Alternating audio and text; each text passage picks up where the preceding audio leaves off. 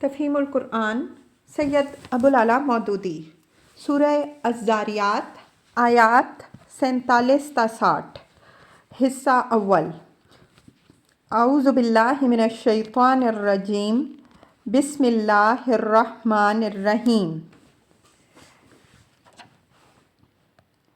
آخرت کے حق میں تاریخی دلائل پیش کرنے کے بعد اب پھر اسی ثبوت میں آفاقی دلائل پیش کیے جا رہے ہیں۔ وَالسَّمَاءَ بَنَيْنَاهَا بِأَيْدٍ وَإِنَّا لَمُوسِعُونَ، آسمان کو ہم نے اپنے زور سے بنایا ہے اور ہم اس کی قدرت رکھتے ہیں۔ تفسیر۔ اصل الفاظ ہیں وَإِنَّا لَمُوسِعُونَ۔ موسع کے معنی طاقت اور مقدرت رکھنے والے کے بھی ہو سکتے ہیں اور وسیع کرنے والے کے بھی۔ پہلے معنی کے لحاظ سے اس ارشاد کا مطلب یہ ہے کہ یہ آسمان ہم نے کسی کی مدد سے نہیں بلکہ اپنے زور سے بنایا ہے اور اس کی تخلیق ہماری مقدرت سے باہر نہ تھی۔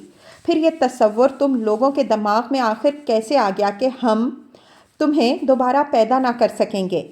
دوسرا معنی کے لحاظ سے مطلب یہ ہے کہ اس عظیم کائنات کو ہم بس ایک دفعہ بنا کر نہیں رہ گئے ہیں بلکہ مسلسل اس میں توسیع کر رہے ہیں اور ہر آن اس میں ہماری تخلیق کے نئے نئے کرشمے رونما ہو رہے ہیں۔ ایسی زبردست خلاق ہستی کو آخر تم نے اعادہ خلق سے عاجز کیوں سمجھ رکھا ہے؟ وَالْأَرْضَ فَرَشْنَاهَا فَنِعْمَ الْمَاهِدُونَ، زمین کو ہم نے بچھایا ہے اور ہم بڑے اچھے ہموار کرنے والے ہیں۔ تفسیر۔ اس کی تشریح حاشیہ 18 میں گزر چکی ہے۔ مزید تشریح کے لیے ملاحظہ ہو تفہیم القرآن جلد سوم، سورہ نمل حاشیہ 74، جلد چہارم تفسیر سورہ یاسین حاشیہ 29، سورہ الزخرف حواشی 7 تا 10۔ وَمِن كُلِّ شَيْءٍ خَلَقْنَا زَوْجَيْنِ، اور ہر چیز کے ہم نے جوڑے بنائے ہیں۔ تفسیر۔ یعنی دنیا کی تمام اشیاء تزویج کے اصول پر بنائی گئی ہیں۔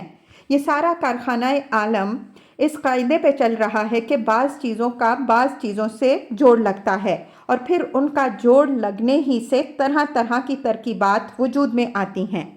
یہاں کوئی شے بھی ایسی منفرد نہیں ہے کہ کوئی دوسری شے اس کا جوڑ نہ ہو، بلکہ ہر چیز اپنے جوڑے سے مل کر ہی نتیجہ خیز ہوتی ہے۔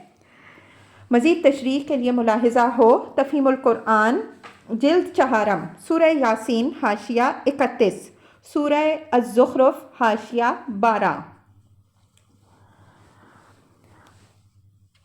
لعلکم تذکرون، شاید کہ تم اس سے سبق حاصل کرو۔ تفسیر۔ مطلب یہ ہے کہ ساری کائنات کا تزویج کے اصول پر بنایا جانا اور دنیا کی تمام اشیاء کا زوج زوج ہونا ایک ایسی حقیقت ہے جو آخرت کے وجوب پر صریح شہادت دے رہی ہے۔ اگر تم غور کرو تو اس سے خود تمہاری عقل یہ نتیجہ اخذ کر سکتی ہے کہ جب دنیا کی ہر چیز کا ایک جوڑا ہے اور کوئی چیز اپنے جوڑے سے ملے بغیر نتیجہ خیز نہیں ہوتی تو دنیا کی یہ زندگی کیسے بے جوڑ ہو سکتی ہے؟ اس کا جوڑا لازماً آخرت ہے اور وہ نہ ہو تو یہ قطعاً بے نتیجہ ہو کر رہ جائے گی۔ آگے کے مضمون کو سمجھنے کے لیے اس مقام پر یہ بات بھی سمجھ لینی چاہیے کہ اگرچہ یہاں تک ساری بحث آخرت کے موضوع پر چلی آ رہی ہے لیکن اسی بحث سے اور انہی دلائل سے توحید کا ثبوت بھی ملتا ہے۔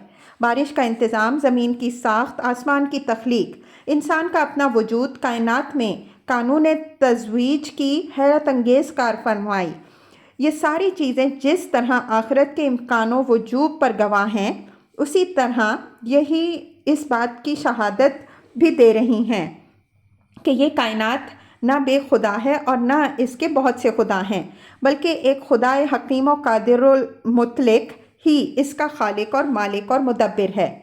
اس لیے انہی دلائل کی بنیاد پر توحید کی دعوت پیش کی جا رہی ہے۔ علاوہ بنی آخرت کو ماننے کا لازمی نتیجہ یہ ہے کہ انسان خدا سے بغاوت کا رویہ چھوڑ کر اطاعت و بندگی کی راہ اختیار کرے۔ وہ خدا سے اسی وقت تک پھرا رہتا ہے جب تک وہ اس غفلت میں مبتلا رہتا ہے کہ میں کسی کے سامنے جواب دہ نہیں ہوں اور اپنی دنیاوی زندگی کے اعمال کا کوئی حساب مجھے کسی کو نہیں دینا ہے۔ یہ غلط فہمی جس وقت بھی رفع ہو جائے، اس کے ساتھ ہی فوراً آدمی کے ضمیر میں یہ احساس ابھر آتا ہے کہ اپنے آپ کو غیر ذمہ دار سمجھ کر وہ بڑی بھاری غلطی کر رہا تھا، اور یہ احساس اسے خدا کی طرف پلٹنے پر مجبور کر دیتا ہے۔ اسی بنا پر آخرت کے دلائل ختم کرتے ہی معاً بعد یہ فرمایا گیا، پس دوڑو اللہ کی طرف۔ فَفِرُّوا إِلَى اللَّهِ، پس دوڑو اللہ کی طرف۔ إِنِّي لَكُمْ مِنْهُ نَذِيرٌ مُبِينٌ، میں تمہارے لیے اس کی طرف سے صاف صاف خبردار کر دینے والا ہوں۔ وَلَا تَجْعَلُوا مَعَ اللَّهِ إِلَٰهًا آخَرَ، اور نہ بناؤ اللہ کے ساتھ کوئی دوسرا معبود۔ إِنِّي لَكُمْ مِنْهُ نَذِيرٌ مُبِينٌ، میں تمہارے لیے اس کی طرف سے صاف صاف خبردار کر دینے والا ہوں۔ تفسیر۔ یہ فکرے اگرچہ اللہ تعالیٰ ہی کا کلام ہے، مگر ان میں متکلم اللہ تعالیٰ نہیں بلکہ نبی صلی اللہ علیہ وآلہ وسلم ہیں۔ گویا بات دراصل یوں ہے کہ اللہ اپنے نبی کی زبان سے یہ کہلوا رہا ہے کہ دوڑا اللہ کی طرف، میں تمہیں اس کی طرف سے خبردار کرتا ہوں۔ اس طرز کلام کی مثال قرآن کی اولین سورت یعنی سورہ فاتحہ میں موجود ہے، جس میں کلام تو اللہ تعالیٰ ہی کا ہے، مگر متکلم کی حیثیت سے بندے عرض کرتے ہیں، ایاک نعبد و ایاک نستعین اہدنا الصراط المستقیم۔ جس طرح وہاں یہ بات نہیں کی گئی کہ اے اہل ایمان تم اپنے رب سے دعا یوں کرو، مگر فحوائے کلام سے بخود یہ بات مترشح ہوتی ہے کہ یہ ایک دعا ہے جو اللہ اپنے بندوں کو سکھا رہا ہے۔ اسی طرح یہاں بھی یہ نہیں فرمایا کہ اے نبی صلی اللہ علیہ وسلم تم ان لوگوں سے کہو، مگر فحوائے کلام خود بتا رہا ہے کہ یہ توحید کی ایک دعوت ہے جو اللہ تعالیٰ کی ہدایت کے مطابق نبی صلی اللہ علیہ وآلہ وسلم پیش کر رہے ہیں۔ سورہ فاتحہ کے علاوہ اس طرز کلام کی اور بھی متعدد نظیریں قرآن مجید میں موجود ہیں، جن میں کلام تو اللہ ہی کا ہوتا ہے مگر متکلم کہیں فرشتے ہوتے ہیں اور کہیں نبی صلی اللہ علیہ وسلم، اور اس امر کی تصریح کیے بغیر کہ یہاں متکلم کون ہیں۔ سیاق عبارت سے خود بخود یہ بات ظاہر ہوتی ہے کہ اللہ اپنا یہ کلام کس کی زبان سے ادا کر رہا ہے۔ مثال کے طور پر ملاحظہ ہو سورہ مریم آیات 64 تا 65، سورہ صافات آیات 159 تا 167، سورہ شورا آیت 10۔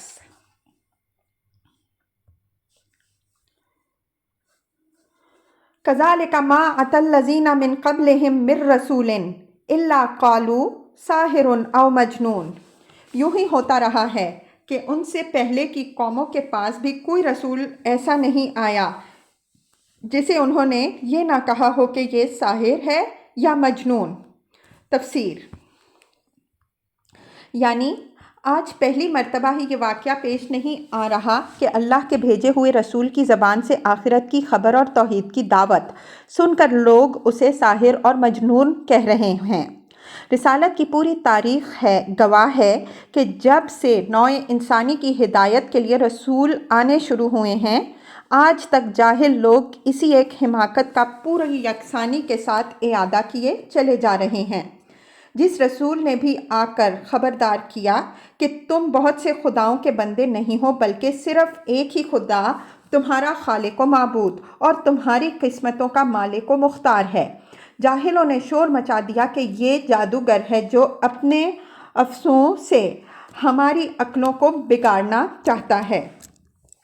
جس رسول نے بھی آ کر خبردار کیا کہ تم غیر ذمہ دار بنا کر دنیا میں نہیں چھوڑ دیے گئے ہو بلکہ اپنا کارنامہ حیات ختم کرنے کے بعد تمہیں اپنے خالق و مالک کے سامنے حاضر ہو کر اپنا حساب دینا ہے اور اس حساب کے نتیجے میں اپنے اعمال کی جزا و سزا پانی ہے۔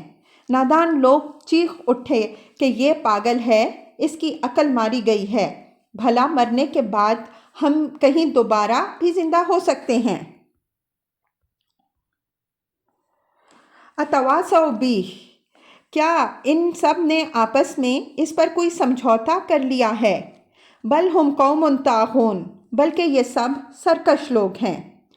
تفسیر: یعنی یہ بات تو ظاہر ہے کہ ہزارہ برس تک ہر زمانے میں مختلف ملکوں اور قوموں کے لوگوں کا دعوت انبیاء علیہم السلام کے مقابلے میں ایک ہی رویہ اختیار رہا، اور ایک ہی طرح کی باتیں ان کے خلاف بنانا کچھ اس بنا پر تو نہ ہو سکتا تھا کہ ایک کانفرنس کر کے ان سب اگلی اور پچھلی نسلوں نے آپس میں یہ طے کر لیا ہو کہ جب کوئی نبی آ کر یہ دعوت پیش کرے گا تو اس کا یہ جواب دیا جائے۔ پھر ان کے رویے کی یہ یکسانی اور ایک ہی طرز جواب کی یہ مسلسل تکرار کیوں ہے؟ اس کی وجہ اس کے سوا نہیں ہے کہ طغیان و سرکشی ان سب کا مشترک وصف ہے، چونکہ ہر زمانے کے جاہل لوگ خدا کی بندگی سے آزاد اور اس کے محاسبے سے بے خوف ہو کر دنیا میں شتر بے مہار کی طرح جینے کے خواہان رہے ہیں۔ اس لیے اور صرف اسی لیے جس نے بھی ان کو خدا کی بندگی اور خدا ترسانہ زندگی کی طرف بلایا، اس کو وہ ایک ہی لگا بندھا جواب دیتے رہے۔ اس ارشاد سے ایک اور اہم حقیقت پر روشنی پڑتی ہے، اور وہ یہ ہے کہ ضلالت اور ہدایت، نیکی اور بدی، ظلم اور عدل اور ایسے ہی دوسرے اعمال کے جو محرکات نفس انسانی میں بالطبع موجود ہیں، ان کا ظہور ہمیشہ ہر زمانے میں اور زمین کے ہر گوشے میں ایک ہی طرح ہوتا ہے، خواہ ذرائع اور وسائل کی ترقی سے اس کی شکلیں بظاہر کتنی ہی مختلف نظر آتی ہوں۔ آج کا انسان خواہ ٹینکوں اور ہوائی جہازوں اور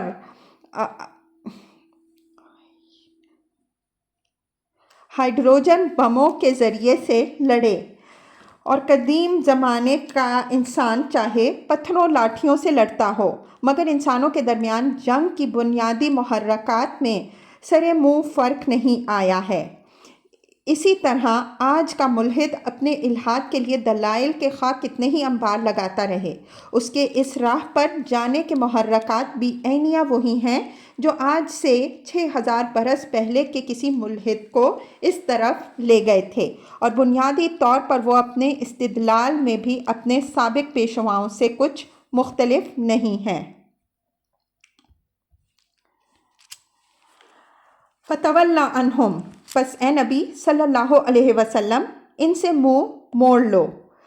فَمَا أَنْتَ بِمَلُومٍ، تم پر کچھ ملامت نہیں۔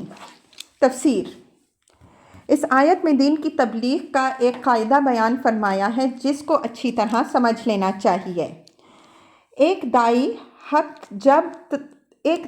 حق جب کسی شخص کے سامنے معقول دلائل کے ساتھ اپنی دعوت صاف صاف پیش کر دے اور اس کے شبہات و اعتراضات اور دلائل کا جواب بھی دے دے تو حق واضح کرنے اور کا جو فرض اس کے ذمے تھا اس سے وہ سبک دوش ہو جاتا ہے۔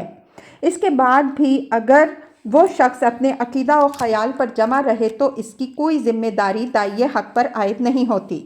اب کچھ ضروری نہیں ہے کہ وہ اسی شخص کے پیچھے پڑا رہے، اسی سے بحث میں اپنی عمر کھپائے چلا جائے، اور اس کا کام بس یہ رہ جائے کہ اس ایک آدمی کو کسی نہ کسی طرح اپنا ہم خیال بنانا ہے۔ داعی اپنا فرض ادا کر چکا، وہ نہیں مانتا تو نہ مانے۔ اس کی طرف التفات نہ کرنے پر داعی کو یہ الزام نہیں دیا جا سکتا کہ تم نے ایک آدمی کو گمراہی میں مبتلا رہنے دیا، کیونکہ اب اپنی گمراہی کا وہ شخص خود ذمہ دار ہے۔ رسول اللہ صلی اللہ علیہ وسلم کو مخاطب کر کے یہ قاعدہ اس لیے نہیں بیان کیا کہ معاذ اللہ آپ صلی اللہ علیہ وسلم اپنی تبلیغ میں بیجا طریقے سے لوگوں کے پیچھے پڑ جاتے تھے، اور اللہ تعالیٰ آپ صلی اللہ علیہ وآلہ وسلم کو روکنا چاہتا تھا۔ دراصل اس کے بیان کرنے کی وجہ یہ ہے کہ ایک داعیِ حق جب کچھ لوگوں کو زیادہ سے زیادہ معقول طریقے سے سمجھانے کا حق ادا کر چکتا ہے اور ان کے اندر ضد اور جھگڑالو پن کے آثار دیکھ کر ان سے کنارہ کشی اختیار کرتا ہے تو وہ اس کے پیچھے پڑ جاتے ہیں اور اس پر الزام رکھنا شروع کر دیتے ہیں کہ واہ صاحب آپ اچھے دعوت حق کے علم بردار ہیں۔ ہم آپ سے بات سمجھنے کے لیے بحث کرنا چاہتے ہیں اور آپ ہماری طرف التفات نہیں کرتے، حالانکہ ان کا مقصد بات کو سمجھنا نہیں بلکہ اپنی بحثہ بحثی میں دائی کو الجھانا اور محض اس کی تضییع اوقات کرنا ہوتا ہے۔ اس لیے اللہ تعالیٰ نے خود اپنے کلام پاک میں بالفاظ صریح یہ فرما دیا کہ ایسے لوگوں کی طرف التفات نہ کرو، ان سے بے التفاتی کرنے پر تمہیں کوئی ملامت نہیں کی جا سکتی۔ اس کے بعد کوئی شخص رسول اللہ صلی اللہ علیہ وآلہ وسلم کو یہ الزام نہیں دے سکتا کہ جو کتاب آپ صلی اللہ علیہ وسلم لے کر آئے اس کی روح سے تو آپ صلی اللہ علیہ وسلم ہم کو اپنا دین سمجھانے پر مامور ہیں، پھر آپ صلی اللہ علیہ وسلم ہماری باتوں کا جواب کیوں نہیں دیتے؟ وذکر، البتہ نصیحت کرتے رہو، فإن الذکر تنفع المؤمنین، کیونکہ نصیحت ایمان لانے والوں کے لیے نافع ہے۔ تفسیر۔ اس آیت میں تبلیغ کا دوسرا قاعدہ بیان کیا گیا ہے۔ دعوت حق کا اصل مقصد ان سعید روحوں تک ایمان کی نعمت پہنچانا ہے جو اس نعمت کی قدر شناس ہوں اور اسے خود حاصل کرنا چاہیں، مگر داعی کو یہ معلوم نہیں ہوتا کہ انسانی معاشرے کے ہزاروں لاکھوں افراد میں وہ سعید روحیں ہیں کہاں ہیں۔ اس لیے اس کا کام یہ ہے کہ اپنی دعوت عام کا سلسلہ جاری رکھے تاکہ جہاں جہاں بھی ایمان قبول کرنے والے افراد موجود ہوں وہاں اس کی آواز پہنچ جائے۔ یہی لوگ اس کی اصل دولت ہیں، انہی کی تلاش اس کا اصل کام ہے، اور انہی کو سمیٹ سمیٹ کر خدا کے راستے پر لا کھڑا کرنا اس کے پیش نظر ہونا چاہیے۔ بیچ میں اولاد آدم کا جو فضول عنصر اس کو ملے اس کی طرف اسی وقت تک داعی کی توجہ کرنی چاہیے جب تک اسے تجربے سے یہ معلوم نہ ہو جائے کہ یہ جنس کاسد ہے۔ اس کے کساد و فساد کا تجزیہ ہو جانے کے بعد اسے پھر اپنا قیمتی وقت اس جنس کے لوگوں پر ضائع نہیں کرنا چاہیے، کیونکہ یہ اس کی تذکیر سے نفع اٹھانے والے لوگ نہیں ہیں، اور ان پر اپنی قوت صرف کرنے سے نقصان ان لوگوں کا ہوتا ہے جو اس سے نفع اٹھانے والے ہیں۔